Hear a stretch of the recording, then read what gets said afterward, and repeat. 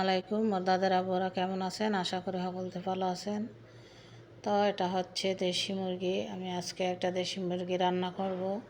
তো মুরগিটা বাজার থেকে ছুইলে আনছিল, তারপর বাসায় না আমি আগুন একটু ছেঁকা ভালো করে বাচ্চা কুটটা পরে যে পরিষ্কার করে ধুয়ে নিলাম।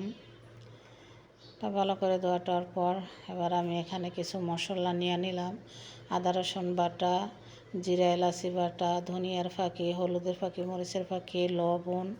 তারপর এখানে চুলায় আমি কড়াইতে তেল বসাই দিলাম। তেলের ভিতর কিছু পেঁয়াজ কুচি দিয়ে দিলাম।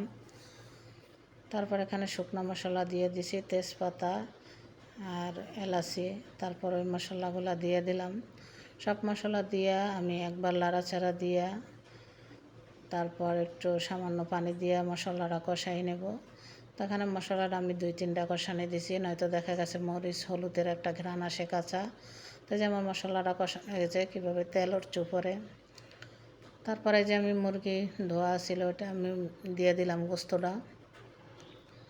তো গোস্তটা দিয়া একটু লাড়াচাড়া দিয়া তারপর ঢাইকা দেবো কিছুক্ষণের জন্য। তো কিছুক্ষণ ঢেকে দেওয়ার পর আবার একটু পানি দিয়ে দিলাম, কারণ দেশি মুরগিটা সিদ্ধ হইতে অনেক সময় লাগে।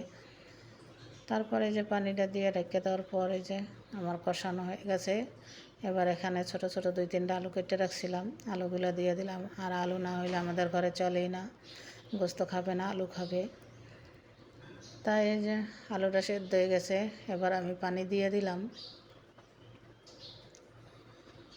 তাই যে পানিটা দিয়ে আমি লাড়াচাড়া দিয়ে দিলাম। এবার কিছুক্ষণ জাল করে নেব, আর কষাবো না, আর পানিও দেব না। তাই যে আমার তরকারিটা বলক আসছে, অল্প কিছুক্ষণ জাল করে নেব। তাই কিছুক্ষণ জাল করার পর পানিটা একটু শুকাইছে। তারপর আমি জিরার ফাঁকি দিয়ে দিলাম। এখানে হচ্ছে টালা জিরার ফাঁকি। আর গোস্তের ভিতর লাস্টে টালা জিরার ফাঁকি না দিলে ভালোই লাগে না খেতে, দিলে অনেক সুন্দর একটা ঘ্রাণ আসে, খেতে ভালো লাগে। তো এই তো আমার তরকারিটা হয়ে গেছে, আমি চুলাটা অফ করে দিলাম। তো এই তো দেখেন আমার তরকারি রান্নাটা কেমন সুন্দর হয়েছে, কালারটা অনেক সুন্দর হয়েছে। তো আপনারাও বাসায় এভাবে রান্না করে খাবেন। আর আমার রান্নাটা যদি ভালো লাগে লাইক কমেন্ট শেয়ার করবেন।